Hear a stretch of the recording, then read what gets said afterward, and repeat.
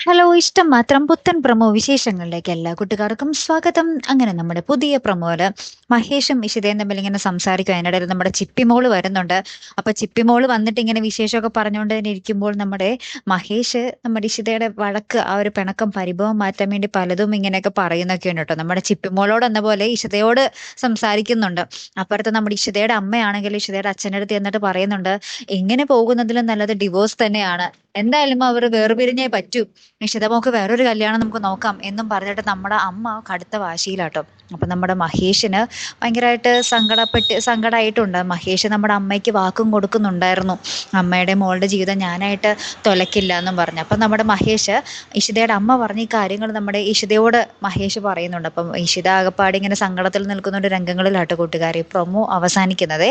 അപ്പം ഇനി എന്തൊക്കെയായിരിക്കും സംഭവിക്കാൻ പോകുന്നതല്ലേ.